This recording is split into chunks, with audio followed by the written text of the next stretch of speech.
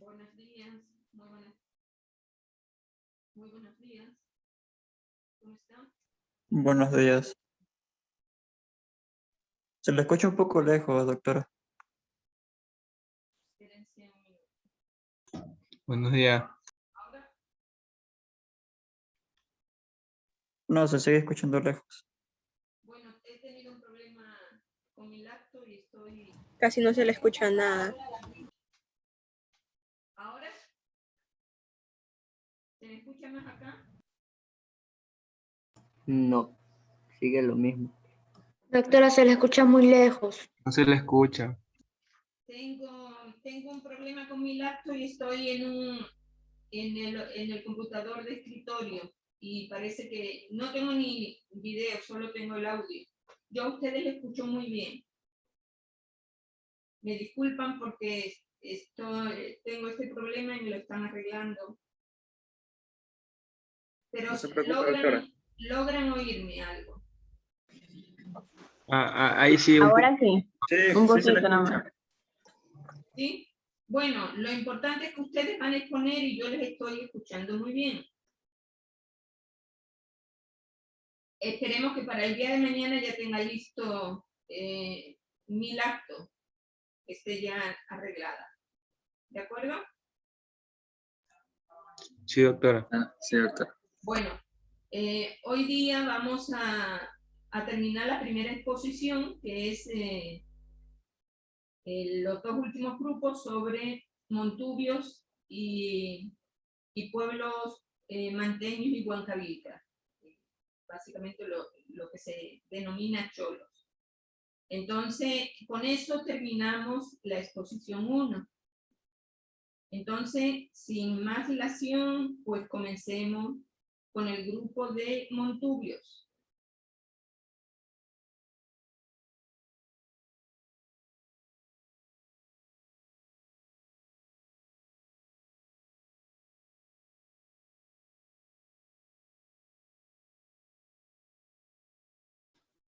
Buenos días, compañeros. Doctora, nosotros vamos a hablar sobre los montubios.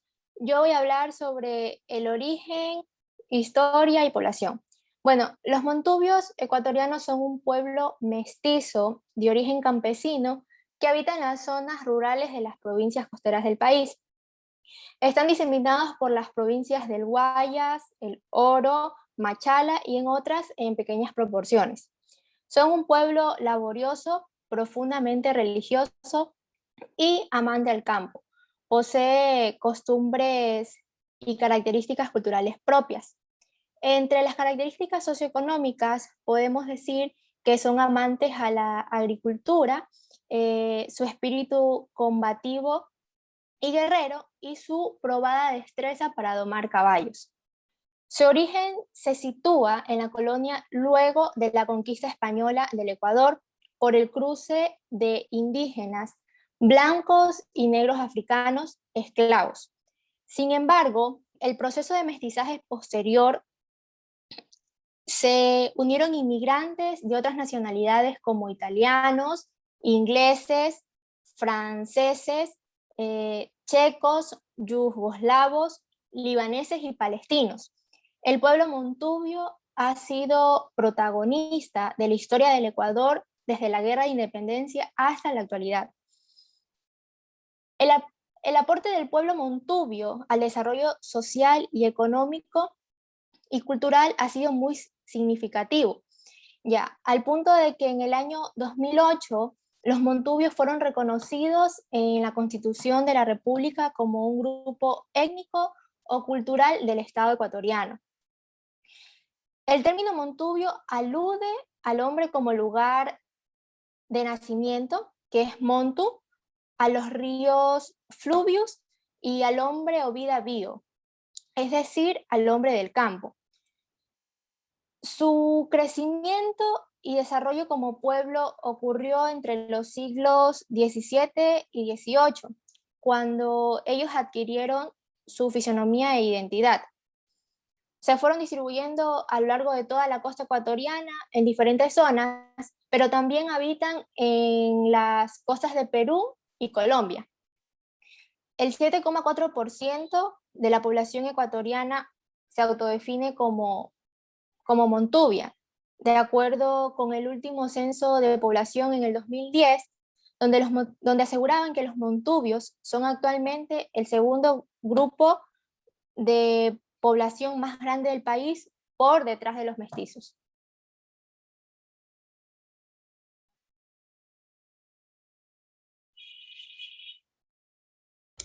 Bien, no sé si podría cambiar de diapositiva, la anterior.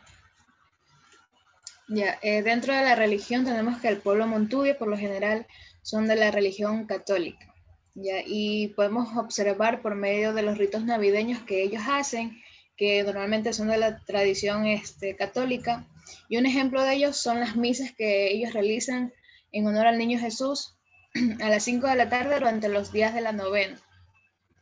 Y otros también tenemos como eventos famosos, asimismo, que tiene que ver con la tradición católica, son los nacimientos vivientes, que normalmente ellos recorren las calles de las comunidades montubias los días 24 de diciembre y que tienen parecido a los pases del niño. Y asimismo tenemos otras procesiones que se realizan a las 7:30 del día de Navidad, y que luego pasan misas en honor a Jesús recién nacido. También tenemos la organización social. La organización social tenemos que la familia montubia o el pueblo montubio gira en torno a la madre en lo que es el ámbito afectivo. Y en lo que es el respeto social, básicamente se centra en lo que es el padre. Bueno, ya dije que la familia montubia gira en torno a la madre, en lo cual es en el ámbito afectivo, es decir, en lo sentimental, y el impulso del padre, es decir, se centra en la sabiduría del campo que ellos tienen, en la experiencia que ellos tienen. La familia montubia constituye una entidad prieta, aislada o casi aislada, que sigue sus propios destinos, sin vincularlos a los de los otros grupos familiares, y que normalmente se representa por el progenitor masculino, como ya lo dije, y casi nunca por los colaterales. Los montubios se caracterizan por ser sencillas, personas generosas, que en su cotidianidad mezclan lo moderno, pero mantienen sus viejas costumbres. Siguiente diapositiva, por favor. Bien, el idioma. Su habla es inconfundible y constituye una singular mezcla de dialectos con un léxico propio. Hablan el castellano, pero de una manera un tanto peculiar, y también es uno de los aspectos básicos que lo caracteriza al pueblo montubio y es referente obviamente de su identidad cultural. Su lenguaje está íntimamente ligado a su historia y a su personalidad característica, y ellos poseen un dialecto propio, impregnado de una riqueza muy apreciada por sus escuchas. Sin embargo, el habla montubia en su expresividad libre está reñida con las letras y las reglas del lenguaje institucional, especialmente con la gramática, porque, bueno, por su manera peculiar de expresarse. Gracias. Ok, buenos días, doctora. Yo le voy a hablar sobre la vestimenta típica, las viviendas y la gastronomía. Ok, ya está la diapositiva, sí. En la vestimenta podemos encontrar que con respecto a los hombres, generalmente lleva sombreros de paja toquilla y viste camisas y pantalones cortos blancos, así como el machete en la cintura para trabajos en arrozales y haciendas bananeras. Más sin embargo, en el curso de la actualidad su vestimenta se ha alterado un poco, tanto así que ahora se los puede observar cargando gorras y camisetas, y su transporte más común ahora son las motos. Con respecto a las mujeres, estas usan, así como los hombres, vestimentas cómodas y frescas, esto para evitar el calor y no atraer mosquitos. En representaciones escénicas hoy por hoy se ve a las mujeres portando un vestuario folclórico muy colorido y con combinaciones llamativas. Una de las frases era que el montubio asemejaba su vida cotidiana con su entorno natural, y por ello se asume que en el caso de la mujer la falda pollera representaba el pavo real cuando extendía sus plumas. Por eso se debe a la amplitud y vistosidad de la falda. Campos 2016, El Diario. En vivienda, Puede pasar a la siguiente diapositiva. Ok, muchas gracias. Sus viviendas tradicionales son construidas con caña de gradúa para las paredes y hojas de palmas para el techo. Una característica importante de estas edificaciones son la presencia de pilotes de madera que las separan del suelo. Todo esto tiene su razón de ser, y es que de las principales podemos encontrar que es para los animales roedores que habitan en las zonas, serpientes, ratones, todos esos animales rastreros, y para también prevenir inundaciones debido al clima subtropical en el que se encuentran viviendo. La gastronomía. Estos basan su alimentación en el consumo del arroz, carne, fruta, plátano y yuca. También existen algunos elementos que caracterizan la gastronomía montubia, en los cuales podemos encontrar la piedra de moler, la cazuela del barro, las cazuelas de barro y el fogón, que complementa la cocción de los ingredientes como el maní, la salprieta, el cilantro y las hojas de plátanos para envolver la famosa tonga. Esto tiene su particularidad de ser el plato común que los montubios llevan a sus actividades laborales del día a día. Algunos otros platos típicos que encontramos son el llamado greñoso, un plato que se prepara en los velorios, cuyos ingredientes son gallina criolla, maíz y maní. La chicha de maíz, servida principalmente en las fiestas del pueblo, elaborada a base del maíz criollo y puesto a cocinar. Y por último encontramos el chame, que consiste en el pescado negro estofado, además del seco y el aguado de gallina. Estos platos acompañados de la tradicional caña manabita. Okay. Muchas gracias.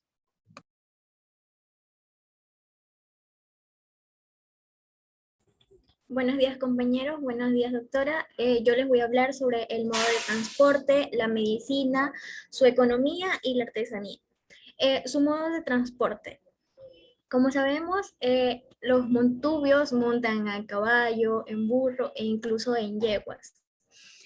Para transportar ya sea encomiendas o para ir a realizar algún trabajo de los que ellos se dedican. Actualmente podemos incluir lo que es la bicicleta para trasladarse de un lugar a otro. Cabe destacar que esto se ha incluido por factores económicos y sociales dentro de esta cultura. La medicina. No podemos hablar mucho de ellos porque en ellos lo único que pasa dentro de la medicina es que recurren a la medicina ancestral. Se derivan más por plantas medicinales, por curanderos, etc. Su economía. El pueblo montubio, su economía se basa en lo que es la agricultura. Y podemos, claro, cabe destacar que podemos agregar otro tipo de actividades dentro de esta cultura. Pero su principal factor dentro de la economía es su agricultura. Las otras actividades que podemos ingresar o recalcar dentro de esta cultura está también la alfarería, son buenos artesanos. Entonces podemos agregar también esto de que tienen que su otra actividad sería la elaboración de artesanías ya sea con paja toquilla o hojas del palmar, entre otros materiales. Podemos incluir lo que es la talabartería, la mueblería e incluso la explotación de café, cacao, banana y arroz. La artesanía, son expertos artesanos, más que todo nosotros conocemos lo que es los sombreros de paja toquilla, sus cestas pueden ser incluso del mismo material de paja toquilla o de hojas del palmar. También se incluye en su artesanía lo que es la talabartería, la alfarería, y si se preguntan qué es la talabartería, son monturas o cosas para montar de caballos. Entonces a esto también se dedican. Esto es parte de su artesanía, de su economía. Y sobre la alfarería es la elaboración de objetos de barro y de arcilla. Tienen una gran imaginación al crear varios objetos, entonces esa vendría a ser su artesanía. Gracias.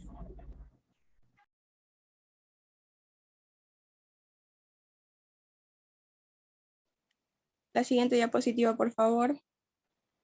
Ok, Buenos días, ahora yo les voy a hablar acerca de las tradiciones y fiestas populares de los montubios. La música. La música montubia está constituida por diversos niveles o planos graduales.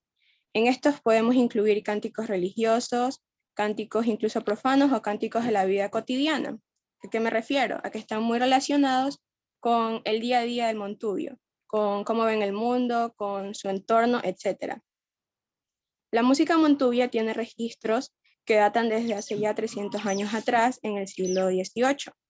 Entonces, uno de los puntos principales que podemos usar para ver de dónde provienen estos instrumentos, esta música, se encuentra en los lugares del litoral con la caña guadúa, que este fue uno de los principales instrumentos que utilizaron los precolombinos para poder realizar sus instrumentos musicales, con el fin de poder realizar ritos, ofrendas, etc. Entonces, una de las principales manifestaciones de la música y el baile montubio son los amorfinos. El amorfino es una composición poética en forma de canción corta. Esta es mayoritariamente de tradición oral. Se diferencia de la copla española debido a que suele mezclar lo humorístico con lo romántico. Aunque este es originario del pueblo montubio, que habita en una región del Ecuador, con el pasar del tiempo se han ido extendiendo a diversos países como lo son Argentina, Chile, Perú, pero con el paso del tiempo han ido perdiendo fuerza en estos lugares. Uno de los temas principales de los amorfinos es el amor. Como ya lo dije anteriormente, estos suelen utilizarse entre las personas para poder declarar sus sentimientos, sus emociones o incluso para rendir honores, pero en tonos románticos. Con el pasar del tiempo, a estos amorfinos también se les han ido añadiendo diversas características, como es el caso del baile. El propósito de este baile es poder representar de una manera simbólica la declaración del amor entre las dos personas. Muchas veces también utilizan para poder representar el tono humorístico, representar la picardía del pueblo montubio, ya que aquí también suelen representar cómo hablarían con un amigo o coqueteando con otra persona. Incluso muchas veces también hablan de las relaciones extramaritales o de los deseos carnales de las personas. Otro punto que podemos ver representados en los amorfinos es que debido a que es una tradición del pueblo montubio, este pueblo se dedica mucho a lo que es el campo. Entonces aquí podemos ver representada la naturaleza. Podemos ver representado el sol, la luna, las estrellas, la ganadería, los cultivos e incluso muchas veces los saberes que ellos tienen del campo e incluso las personas populares de sus parroquias como el cura, etc. Siguiente diapositiva, por favor. El rodeo montubio. El rodeo montubio se encuentra en su máxima expresión en las provincias del Guayas, Manabí, Los Ríos y El Oro. Entonces, esta es una tradición vaquera que se ve representada por la crianza de caballos, por la ganadería y por el mestizaje. Esta se lleva a cabo el 12 de octubre, que es el Día de la Plurinacionalidad y la Interculturalidad, también conocido como el Día de la Raza. Esta es la fecha más importante del pueblo montubio. El rodeo montubio inicia con el desfile de los participantes o de los concursantes de cada hacienda y también el de las madrinas de los equipos que participan. Este rodeo montubio se ve en un ambiente muy musical, alegre y muy colorido.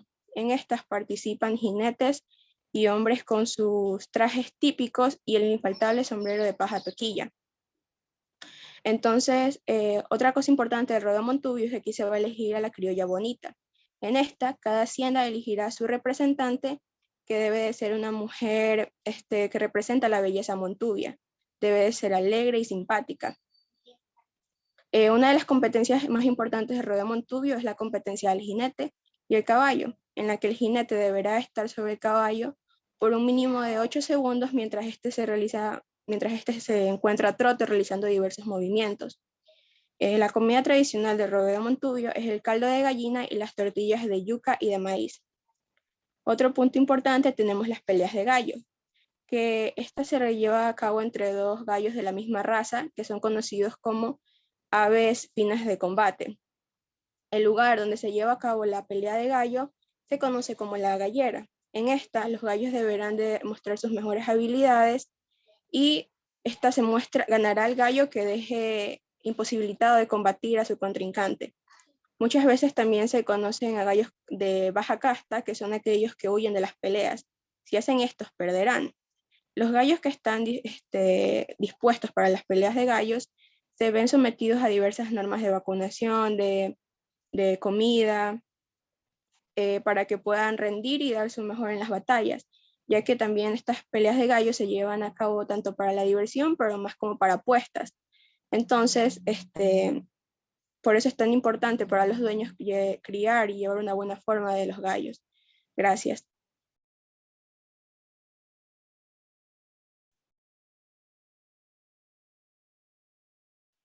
Bueno, muy bien. Parece que han terminado ya el grupo Montuño. Por favor, comencemos la última exposición. Muchas gracias a todos los componentes del grupo. Y preséntese el siguiente grupo.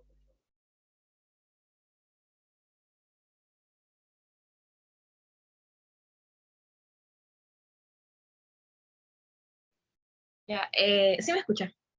Me escuchan, ¿verdad? Sí, adelante. Fuerte y claro. Buenos días, compañeros y docentes. Somos el grupo número 4 con el tema número 8, el cual es los cholos de manta, los huancavilcas. El grupo va a estar conformado por Menéndez Marlon, Zambrano Anthony, Yuxi Tamia y Vera América, y quienes habla Zuleika Mera. Siguiente diapositiva. Bueno, yo les voy a hablar sobre lo que es su origen, la ubicación y su ubicación territorial. Bueno, los huancavilcas fueron una cultura precolombiana de la región litoral del Ecuador, que esta se iba a extender desde la isla Puná hasta cerca de Guayaquil. Y esta iba a bajar hacia adentro de las tierras del Guayas. También esta cultura también es conocida y se denominaba como manteña huancavilca, a pesar que las crónicas españolas de la época y sus arqueologías iban a ser diferentes. También sus culturas y sus sociedades y costumbres, esas iban a ser diferentes del manteño huancavilca. No obstante, a sus culturas está comprobado que su mutuo comercio y la convivencia fraterna iban a ser iguales, ¿ya? La cronología determinada por la cultura se extiende por el denominado periodo de integración desde el año 600 hasta nuestra nueva era en 1534. La nueva era quiere decir que es después de Cristo. Siguiente diapositiva, por favor. Ya, según las estimaciones del CONDEMPE, que esta sigla se va a significar Consejo de Desarrollo de las Nacionalidades y Pueblos del Ecuador. Bueno, según sus estimaciones, el pueblo huancavilca es aproximadamente de 100.000 habitantes sobre el Ecuador.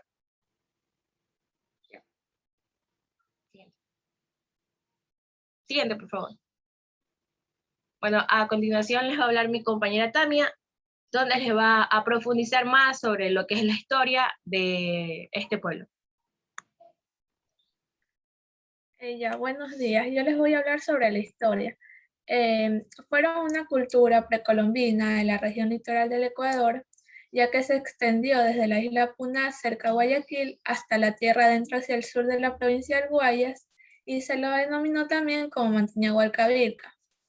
La cronología determinada para esta cultura comprende un periodo de tiempo que se extiende desde el año 800 de nuestra era hasta el 1532, año en que Francisco Pizarro desembarcó en la desembocadura del río Santiago en Esmeraldas para iniciar la conquista. Siguiente, por favor. Ya, en la cosmovisión rendían culto a distintos animales que eran considerados sagrados, como por ejemplo la serpiente, el jaguar o el puma, el venado, el lagarto o la zarigüeya. También se adoraba de forma especial a una diosa llamada Umiña, que tomaba la forma de una esmeralda. Siguiente. En la espiritualidad, sus creencias nos llevan hacia su mito de origen, que eran hijos del tigre y las deidades de la fertilidad. A estos dioses fueron dirigidos sus rituales, prácticas mitológicas que buscaban el beneficio de la lluvia para la agricultura, suerte para la pesca y la caza e hijos para la vida.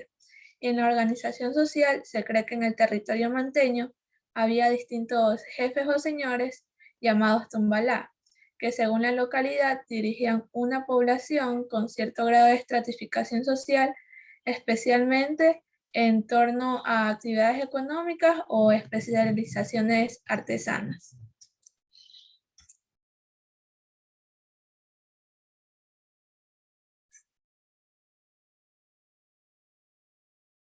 Vestimenta.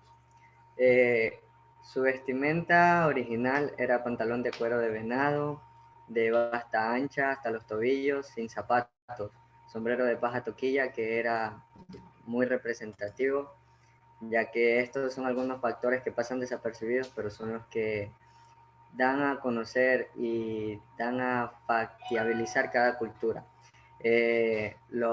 Para los varones, para las mujeres era una falda de cuero o frufru, que era una falda sencilla, sin zapatos también, y como cartera llevaban bolsas hechas de pieles de animales. Cabe recalcar que con el paso del tiempo todos estos factores van cambiando porque todo se va modernizando, entonces algunos de estos rasgos van quedando en el pasado. Siguiente diapositiva, por favor. Sus viviendas. Antes de que se modernizaran, como los vemos ahí en ambas imágenes, las viviendas eran altas, eran construcciones, el 95% era de madera, el techo era de una paja llamada chota, las paredes eran de caña o también de madera si se conseguía, y en ellas vivían hasta 3 familias sin ningún problema. Actualmente, como ya lo dije, todo va avanzando, y con esto también la arquitectura de estos pueblos, estas culturas, las casas ahora son mixtas, que quiere decir que se usa madera y también cemento, y para las paredes se usa zinc, etc. Y estas ya no son ocupadas por 3 familias, sino solo por una sola. Siguiente diapositiva, por favor. En la lengua. Cabe recalcar que según la CONAIE, la lengua del pueblo huancavilca es castellana. Sin embargo, no está documentada ya que se considera una lengua sin clasificación. Según una investigación que se hizo en 1941, que la hicieron 2 investigadores, Gijón y Camayo. Pero los huancavilcas hablan el 90% en castellano, y ahora ya se asemejan y se apegan más a esta lengua. Muchas gracias.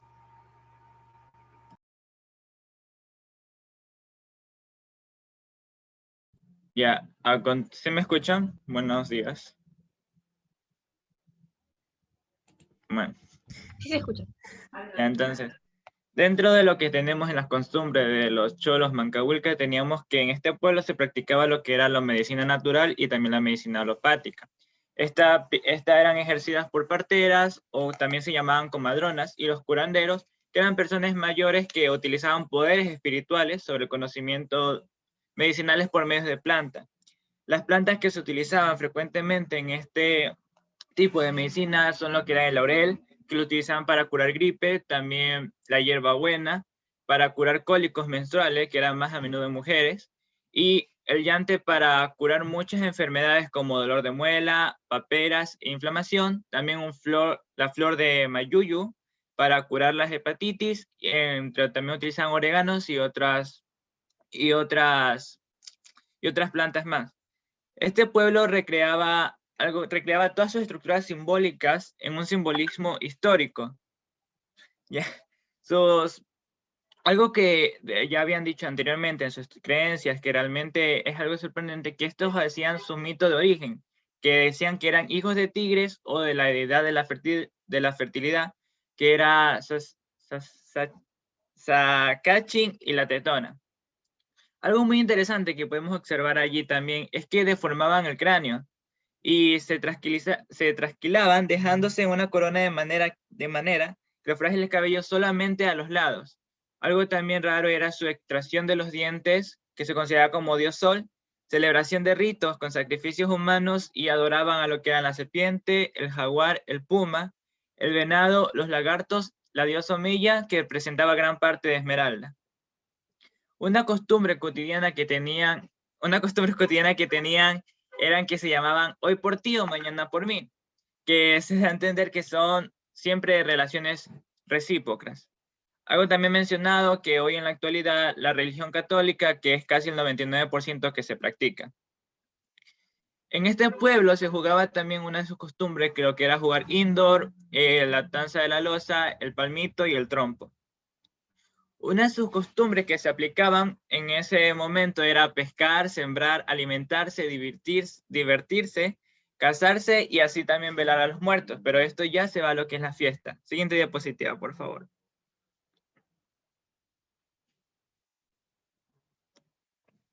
Ya.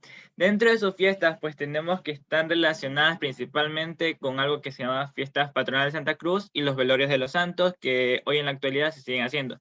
Pero, a diferencia, estos velorios de difuntos, en ese tiempo preparaban alimentos para así compartirlos con sus vecinos o amigos en este pueblo. Esto se da principalmente en los cerros altos o de Santa Elena, que era en lo que mayor parte se conservaba esta tradición. En tiempos anteriores, en sus fiestas, utilizaban lo que eran violín, flauta y rondita de cañaveral, y con su propia voz plasmaban músicas tradicionales, que hoy eran conocidos como pascalles y pasillos, que los pasillos en la actualidad todo el mundo ha escuchado. Dos fiestas más recordadas que se practicaban en ese tiempo era la 30 de mayo, que era el Señor de las Aguas, y el 30 de septiembre como la fiesta del mono.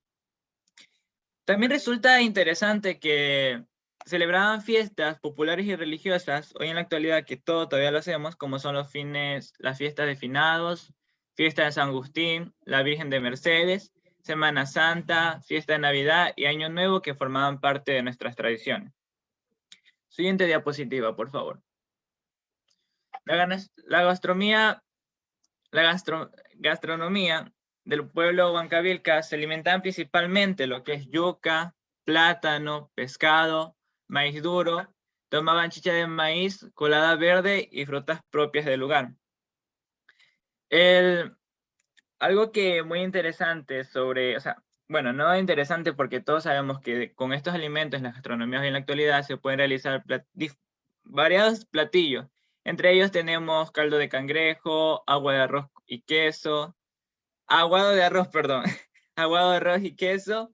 Tenemos también pescado salado, caldo de carne con albóndigas, también lo que llamamos caldo de bolas de plátano, que todo el mundo creo que ha comido. Y también como en la actualidad comemos tortillas de harinas, el sango dulce de maíz, entre otros platillos deliciosos que se pueden encontrar que se pueden hacer con estos elementos antes mencionados. A continuación mi compañera Doménica. Ya. Dentro de la economía, vamos a decir que estas grandes concentraciones humanas se dedicaban a la agricultura de subsistencia o a la agricultura de montaña. Debido a las prolongadas sequías, estas vivían fundamentalmente de la agricultura y de la especial capacidad de comercializar sus productos y artesanías a través de importantes organizaciones económicas como la famosa Liga de Mercaderes, ya sugerida hace muchos años por el distinguido arqueólogo ecuatoriano don Jacinto Gijón y Camaño. También su subsistencia se basaba en el comercio, legado que viene desde la prehistoria, cuando sus actividades principales estaban relacionadas con el intercambio de bienes y servicios a través del mar, como lo podemos ver ahí, que especialmente era la concha espóndilos, una concha que estaba muy ligada a la ritualidad de la lluvia y era bastante requerida en el sur andino. Sus embarcaciones llegaban hasta Chile y México, y actualmente el turismo va tomando forma como fuente de recursos Y otra de las cosas es que también se mantienen con la pesca, que es parte integral del trabajo. La siguiente diapositiva. Dentro de lo que es artesanías, desarrollaron delicadas técnicas para el trabajo de metales, como el oro, el bronce y la plata. Entre estas tenemos como ejemplo el hacha de bronce, que era perteneciente a la cultura manteña huancavilca. Tenía una longitud de unos 12 centímetros, una anchura máxima de 6.7 centímetros, un espesor de 1.9 centímetros y presentaba una forma trapezoidal con flancos cóncavos que culminan en un filo curvo y base recta formando un ángulo con los flancos. También tenemos lo que es la máscara manteña hecha con láminas de oro y la máscara funeraria con corona y nariguera, donde muestra una cuenta de cristal de roca, y la máscara era elaborada de plata, cobre laminado y repujado, ensamblado, y eran dedicados a la fabricación de incenciarios, que casi todos estaban decorados. También encontrábamos representaciones de figurillas como animales como felinos y también como el murciélago. Gracias.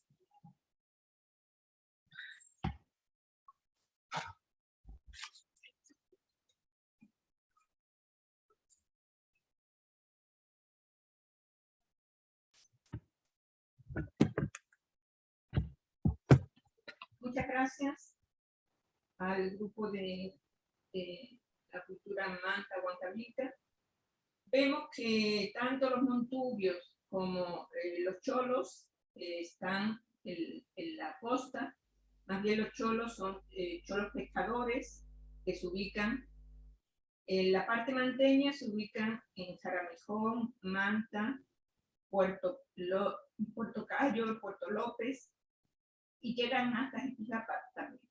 Y los huancavilcas se ubican en Santa Elena, Guayaquil y la isla Cuná. Comparten los montubios con los cholos, comparten algunas fiestas religiosas. Hay una fiesta que ninguno de ustedes ha nombrado, es la famosa fiesta de San Pedro y San Pablo, que es algo bastante tradicional. Yo diría tanto para los cholos como para los montubios, porque se celebran en las dos partes. Bueno, y también ustedes no han nombrado que la organización chola se organizan en comunas. Hay en la zona de Manabí hay al menos 130 comunas, y en la zona de Huancavilca, o sea, Santa Elena y Guayaquil, hay igual 100 y pico de comunas. Eso es muy característico, y esa forma de organización hace que las tierras sean comunales y que realmente pues todo el producto de esa tierra, bueno, ya sea mucha parte se han dividido, pero la mayoría de ese producto pues son para todos los comuneros. Bueno, señores, hemos terminado. No sé si me están oyendo. ¿Me oyen, señores? Sí, sí, se Sí, oye. pero bien bajo, doctora. Disculpen, pero sí le quiero decir varias cositas antes de terminar la clase. Miren, hemos visto ya la diversidad cultural del Ecuador, indígenas, nacionalidades indígenas de la costa, del oriente, de la sierra, y pueblos, los distintos pueblos con características propias como afrodescendientes, montubios y cholos. Ustedes han visto y pueden ir profundizando, porque como ustedes han podido comprobar en sus investigaciones, hay muchísima información. Yo para el examen no es que les voy a pedir datos de la cultura, simplemente el documento en PDF que yo les presenté, de lo que es una nacionalidad, de lo que es un pueblo, de las distintas nacionalidades que existen, eso es lo único que yo voy a pedir para el examen. Lo demás es cultura general que ustedes tienen que conocer y muy bien han investigado, para que después ustedes puedan aplicar ese conocimiento en su práctica cuando estén frente al paciente. que puede ser un montubio, que puede ser un indígena o puede ser un afrodescendiente, y que puedan comprender y empatizar con esas personas. ¿De acuerdo? Bueno, el día de mañana vamos a hacer un taller. Tenemos 2 actividades para terminar esta unidad 1. Son 2 talleres. El día de mañana haremos uno y la próxima semana haremos el otro. Y en una de las 2 clases yo explicaré un tema que será la introducción a la unidad 2, que es la medicina alternativa, complementaria y medicina tradicional ecuatoriana. Entonces, eso veremos, como les digo, el día de mañana y el próximo miércoles. Ya el jueves entraremos a trabajar lo que es la segunda unidad, que constará básicamente de 3 tareas. Una exposición sobre medicina alternativa, complementaria y tradicional, un debate que va a ser medicina convencional versus medicina alternativa o medicina tradicional, ya eso lo veremos cómo vamos a organizarlo, y por último una pequeña investigación. Con eso terminaremos el primer parcial.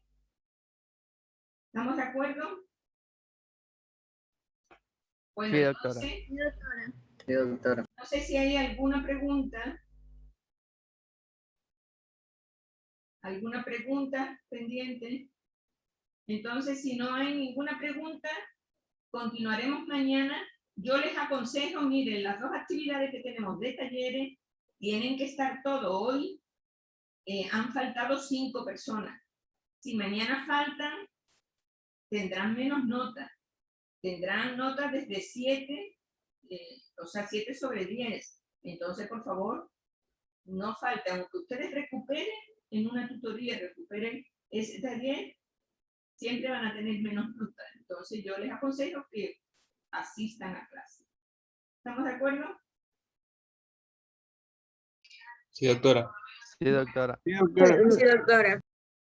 Entonces, mañana continuamos y me disculpan, mañana espero tener una mejor, al menos un mejor audio para poder hacer fácilmente el taller. Muchísimas gracias y hasta mañana. Gracias, doctora. Gracias, doctora. Gracias, doctora. A ver, ¿hay alguien que quiere preguntar algo? Doctora, disculpe, ¿usted tomó lista? Es que lo que pasa es que entré unos minutos atrasada. No, no he tomado lista. No he tomado lista. Gracias. Mañana sí voy a tomar en cuenta quién está o no. Hoy no, porque eran las exposiciones. Mañana sí. Por eso le estoy aconsejando que entren todos, por favor. Gracias. Hasta mañana. Cuídese.